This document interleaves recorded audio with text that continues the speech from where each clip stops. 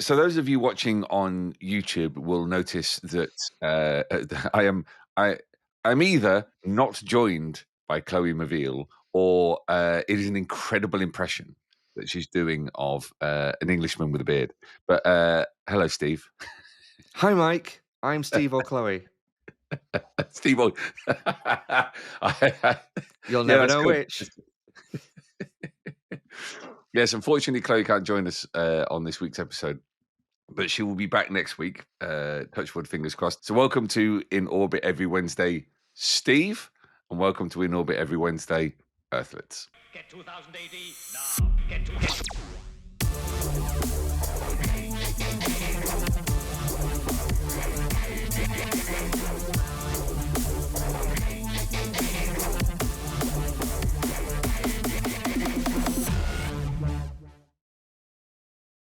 Well, Borag Thung, Earthlets, I am Molch-R, and this is not KLO-E. This is Steve, the marketing manager from 2000 AD, and my erstwhile colleague. How are you doing, Steve? I'm good. How are you doing, Mike? I sound sultry. I think Mm. I've gone a bit gravelly. Unfortunately, I'd spent the bank holiday weekend shouting in a field, pretending it was 1645. With other people? No, Just, just, just just running by around. yourself. Just having a great weekend. Yeah.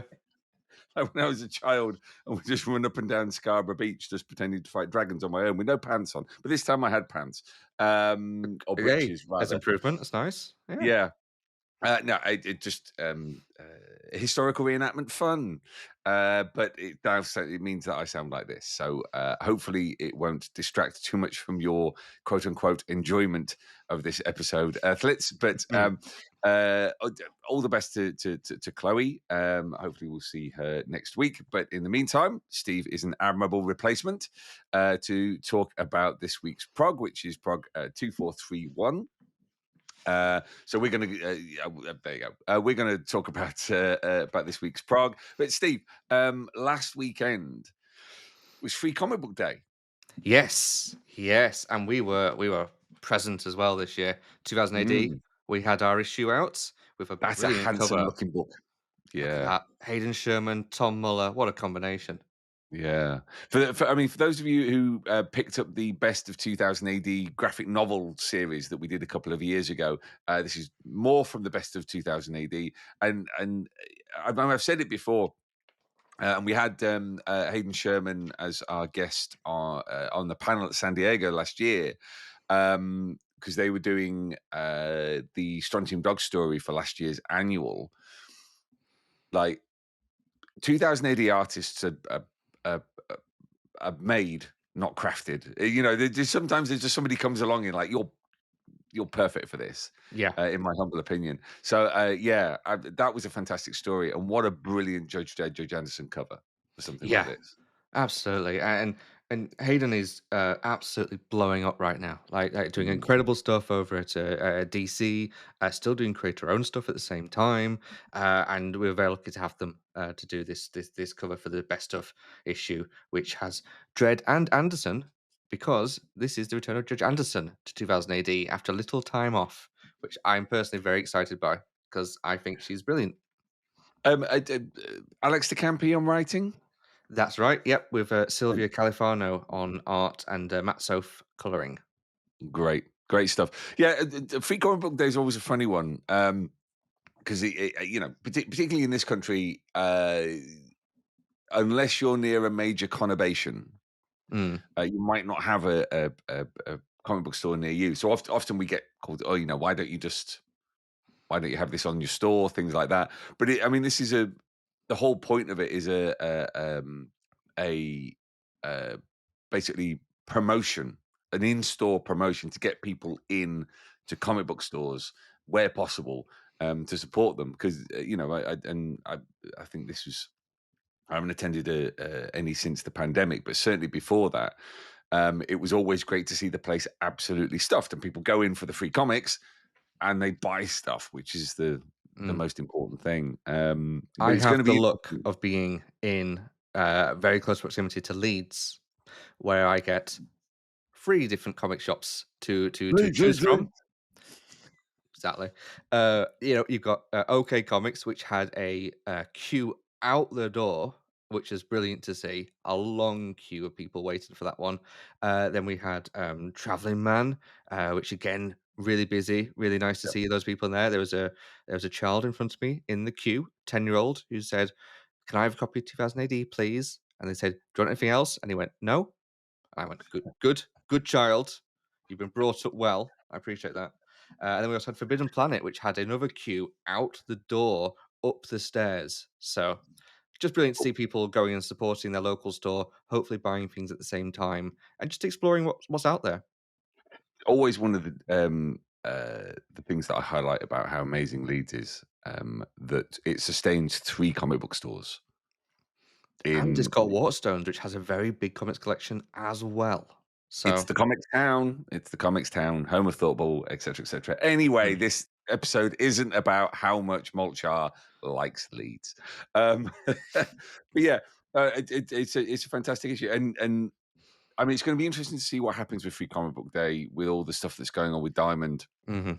And I think did they auction it off? Or are they auctioning off Free Comic Book Day as part of the It's one of the Comic items Book? that's up for the auction. I don't know if it's Yeah, been picked up by the buyer or not, but, I would imagine so, but it's a case if they want to continue it, I suppose. We yeah, certainly, I think we went into this one as if it's the last, so let's make it a good one, is our yeah, mindset. yeah, absolutely. And it's it is fantastic promotion, and we are one of the few publishers who does original content. There's a bit of Mhm. reprint in this one, but also we commission stuff especially for it. But yeah, fantastic. Thank you to everyone who went along and supported the local comic stores for Free Comic Book Day. I hope you got a copy and were able to support. But moving on, this week it's a prog day. Happy prog day, Happy everybody. I Prog need a Day jingle. to us. Can I Yeah, I use need. that tune, or will the Patty and Mildred Hill come after me?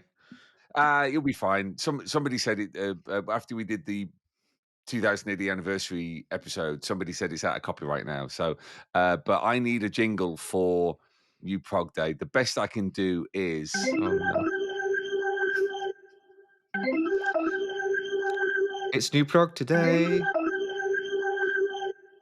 Is that still going on? Is that stopped? That has not stopped. Is this gonna be on forever? Oh no! Oh, Oh, there there's we go. They've taken there's the band out literally back. there's literally an infinity symbol on that one. I didn't realise. Very sorry. But yes, it's a new Prog day, everybody. I promise to be better. Prog 2431, where we have got a one and done Judge Dredd story. We've got Silver. Um, he said, quickly looking at his screen.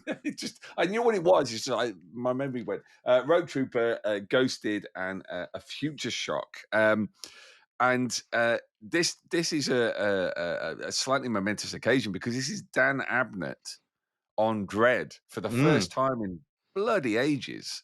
And it's not something you see every day, and it's just a one and done. And it for me, this episode is like a venerable tradition of almost harking back to kind of the classic kind of Alan Grant stories, where the Kafkaesque nightmare of Mega Mhm. City One is kind of laid bare. Like, actually, for citizens, life is just bloody awful. And it's a pleasant moment. I think I've talked about this on the podcast before. Like, my first regular dread was post Necropolis back in 1991, and it was the apartment where people get assigned a new apartment after their block was destroyed in Necropolis, and there's a serial killer living there. Dredd kills the serial killer. The apartment's on fire. They get sent back to the displaced people's camp, and they go to the back of the queue. Wonderful kind of blackly Mhm. ironic story. So this is very much in keeping. I mean, what was your take on this one?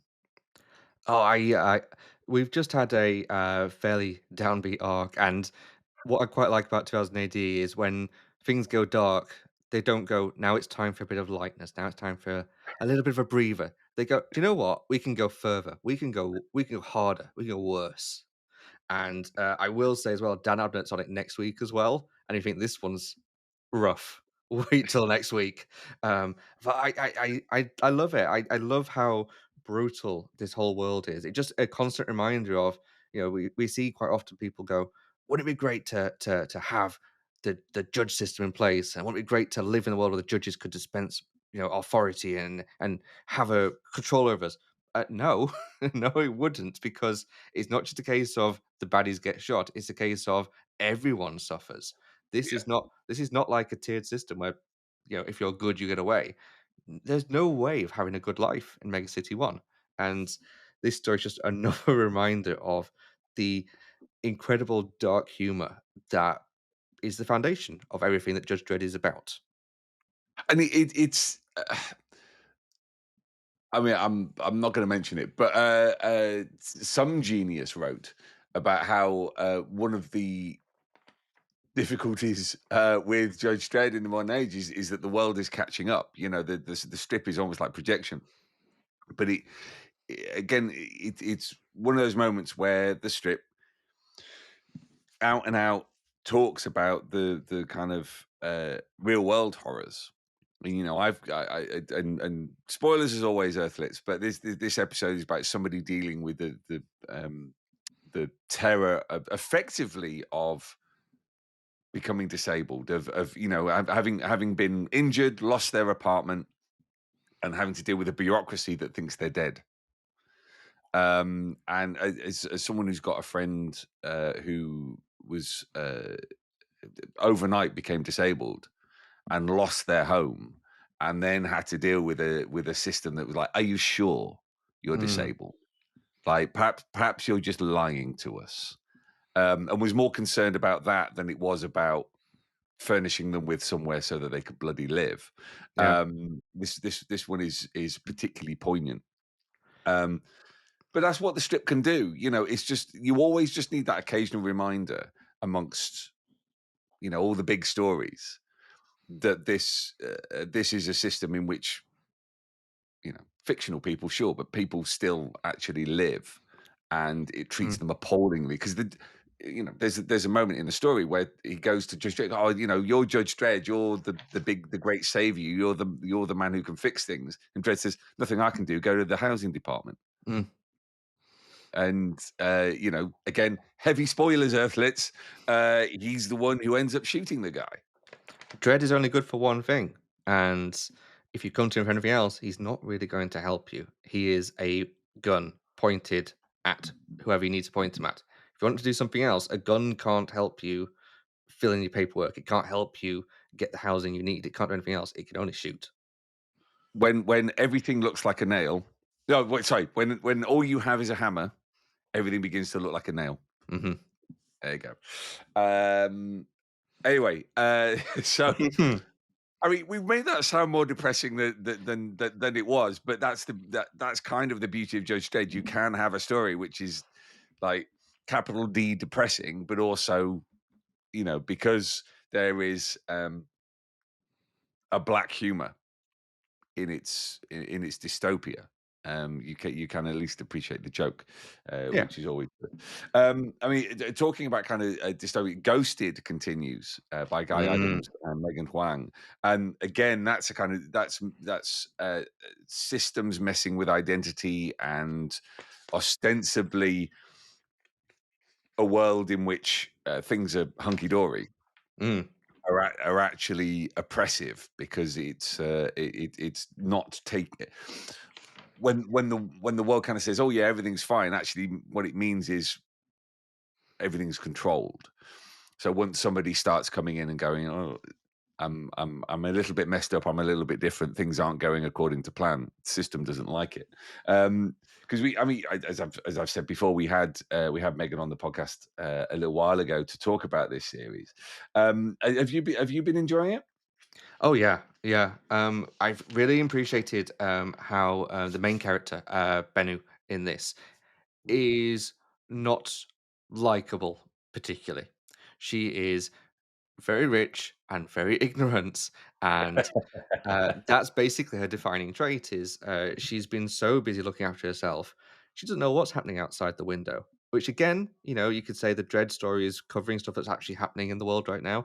Again, there's a lot of what we see here, which you can easily, trail out and look at what's happening right now and go, well, these are things that are happening. These are problems in the world right now. The mega rich are not paying attention to what's actually outside their window. They're looking inward still, and as Ben is being forced now to look more at, there's a war happening outside. There are people suffering. There are horrible things happening. The police have these stupid helmets with day glow smiley faces on them and are knocking down your door, smiling and joking as they go, "I'm going to take half your teeth out your head." Like, just seeing her wake up to this, like, to the fact that it's not hidden at all. Any of this horrible oppressive stuff is it's right in front of her, and she's just not paid attention.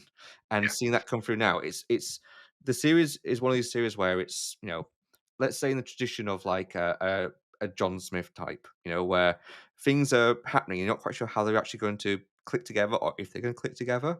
And now Ghost is starting to make the parts fit, and it's making a little bit more sense. It's making a bit more of a bit more of an ongoing story. So right now, I think Ghosted is really hooking me in personally. It's something of a parable for our times, really, of the somebody whose life is very comfortable and has assumed that represented reality is beginning to learn that actually, when reality comes a knocking, it's Yeah. not very pleasant. Um, I don't know anything. I'm too rich to kill. you beat me to I it. I saw was you going to saying. I say that saw one. that. That is Yeah. a brilliant line. Too rich to kill. Bloody hell. I mean, if there was a piece of dialogue for 2025, then I don't know. I don't know what else it could be. Mm. Um, but yeah, it's just that reply of from the officer just saying, "Climb back up here, and I'll let you keep some of your teeth." With a big grin on their face as they say Yeah, it, with their perfect set of teeth. yeah, and it's. I guess in that respect, there is a contrast with Dredd in that Dredd never smiles, and aside from Judge Pal, which for those of you who remember is like the kind of kids club for Mega City One youths to inform basically on their Mm. parents and Sign neighbors and up. friends. Yeah. Yeah, Justice Department doesn't smile. It doesn't attempt to be anything other than stern. Mm. Whereas this is very much again, we made the comparison when we talked to Megan of Fifth Element, because it was like Megan's influence on main influence on how she was doing the strip. I rewatched it the other day, Mm. and again, and we referenced this in the episode. There's that kind of fake American smiley, have a good day, but they've got a gun to your head kind of thing. Yeah. Thank you for your cooperation with day stick on your neck. Yeah. Um, but yeah, there is one thing I really do want to highlight with this episode, and that is the cover, because Oh, yeah. I think at some point we're going to have to do a Cliff Robinson appreciation episode. Yeah. Yeah, and it because I mean, the past few years he's been working with Dylan Teague, and I think last episode we showed some love for both of them. But I mean, Cliff's been working for 2000 AD since the 80s, and you can go through the older covers through the 80s and 90s and into the 21st century. I think he could, if he wanted to, not that he does, lay claim to be like one of the absolute greats of Yeah. 2000 AD. Like Yeah. you think back to Brian Bolland's run on covers in the early 80s. Mhm. Those amazing Dread ones that a lot of them got repurposed for the Eagle comic Eagle. Yeah. reprints. in the States, and they're iconic. Dredd being fed to Satanus in the Cursed Earth, and he said, you've got last chance to surrender. The man You've sprouting mushrooms all over his face with one coming out of his tongue. yeah, the synthetti men. With the figure made out of spaghetti, the you've got the Fratties, you've got Otto Sump, like all these incredible covers, Yeah. and they're hugely influential in people's perception of Judge Dredd and the strip.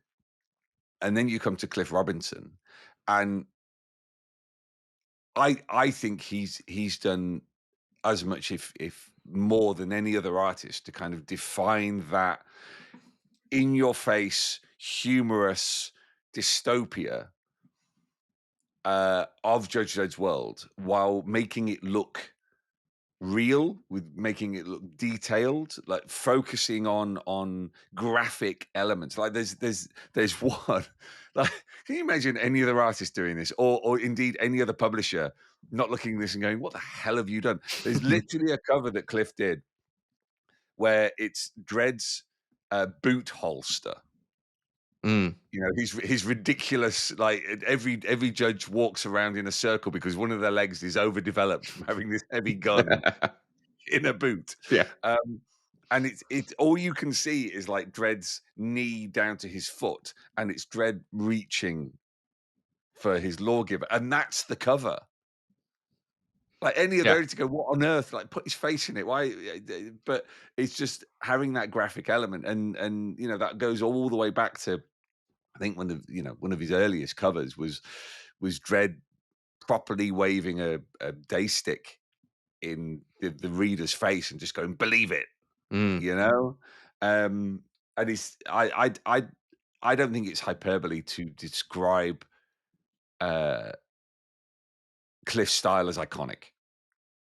I think Cliff Robinson so I came into with Rebellion in 2000 AD, maybe just over a year and a half ago, something like this at this point. Don't Um, ask me what time is, please. no, it was 2023 or something.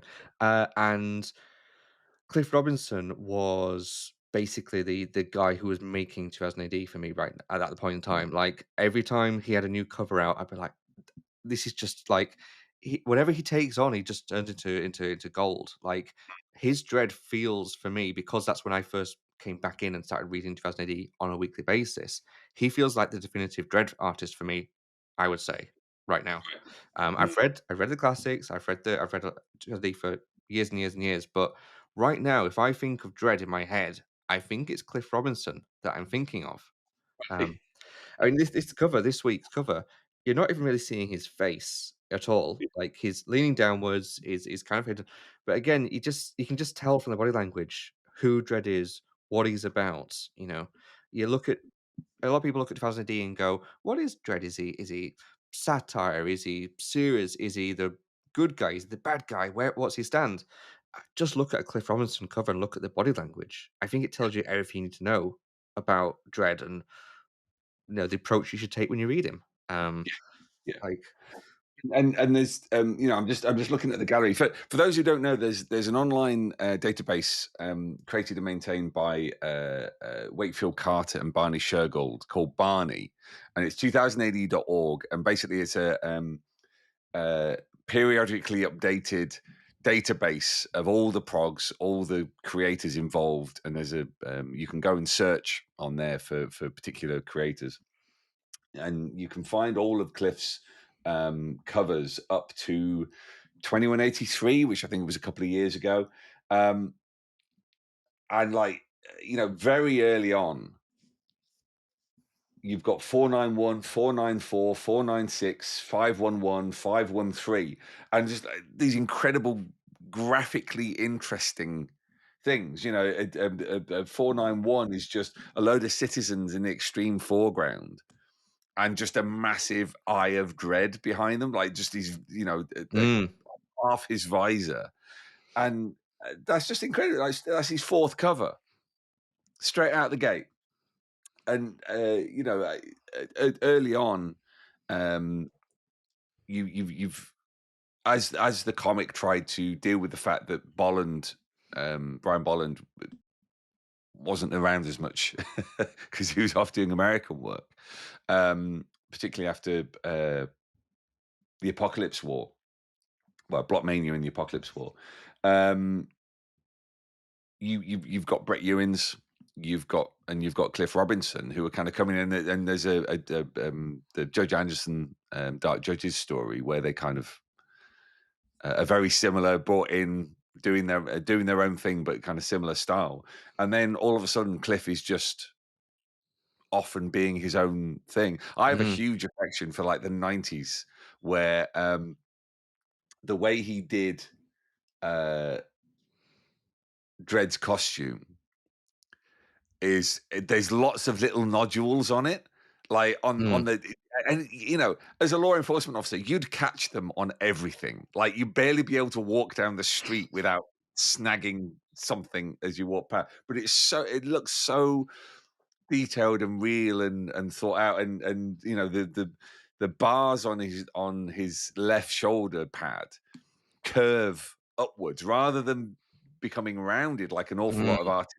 do them, like as if they're padded. He did them as proper kind of bars that just sit on it, and it's ridiculous and it's overblown, but yeah, You it's talked wonderful. about Andor last week or the week before, Yeah, and last week, yeah. the thing I love about Andor is it reminds you the fun thing about Star Wars is everything is grubby and there's all these little buttons and things to click and things have to be snapped into place and make little noises. And Cliff Robinson's Dread is exactly the same. It is a over the top, incredible, this massive outside character, but it's Yeah. done in such a realistic way where you go, I could see him walking around the corner and, pressing a few buttons on his left hand side and suddenly something pops open and he's got like a new weapon he pulls out of his pocket and he I don't know, knuckle dusters and he just whacks you with them. Like he looks like a guy who's got 10 options waiting for you. Like he just knows what to do. He just feels really real. You just reminded me. Magazine 434, which was what 2014. So it was Christmas 2014, and it's Cliff and Dylan, and Dredd's holding up this guy in a Santa costume, Right. and he's headbutted him so hard that the shape of his helmet respirator is like embossed onto this, and it's all bloody. I remember that Facebook wouldn't allow us to put that up. Like it got like a warning thing saying we've restricted how many people can see this. That's the front cover. But yeah, it's just it's great. We you know what? We've just talked about him for like 15 minutes, so we're definitely going to have to do a Cliff Robinson appreciation episode. The guy himself, incredibly humble, not into being interviewed. That's cool. So we're probably not going to get him on the show, but let's all bask in the glory of Cliff Robinson at some point in the future. We're coming up on time. I did want to finish by talking to you about this Saturday, Yes. the 10th of May, because you are the host of 2080 The Deep Dive, and I wanted to ask you who's your guest this month rather. I have the doctor is on. The only doctor for me, Dr. Kelly Kanayama is joining me. She is the expert on all things Punisher, all things Vigilante, all things Garth Ennis. And as a result, we thought, well, who's a character you might like?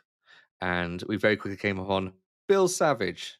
So she is joining me to talk about the original 50-part run of Invasion from Prog 1 all the way through to the conclusion where Bill runs away to America and has her think about what he's going to do next. Excellent, excellent. We'll get your shooters out, Twinkle Toes, and that's the closest I can possibly come to a Cockney accent. I was terrified just then. I didn't know what was happening. Oh, great! Yeah, Mm. yeah, yeah. So looking forward to listening to that on Saturday the 10th. Make sure, Earthlets, that you are subscribed on YouTube or the podcast app of your choice, so you get episodes straight away. We should be back in 7 days' time. touch wood, with KLO-E safely restored to her seat. But thank you very much to Steve for stepping in and admirably filling in for my usual co-host. As always, Earthlets, make sure you subscribe to 2000 AD. Go along to 2000ad.com/subscribe and subscribe digitally or in print. You can go along to the 2000 AD app and subscribe on there and get it beamed to your device every single week. There's also the Judge Dredd magazine every month, along with a whole host of collections and specials. Plus, on the app, it's really important to notice on the app, there's a bunch of free stuff that you can read. Like hundreds of pages of free comics. So make sure you do that. As I said, we should be back in a week's time. Thank you very much to Steve. Thank you very much to you for listening and watching. And I hope that I will sound a little less like Kevin the Teenager next week. Less time in the field this time, please. Oh, yeah. No, I absolutely. You know what? I'll go to the pub. How about that? Wonderful. All right. Well, until next time, Earthlings, it's goodbye from me. It's goodbye from Steve and Splendid Berthrig. Get 2000 AD now. Get to hit.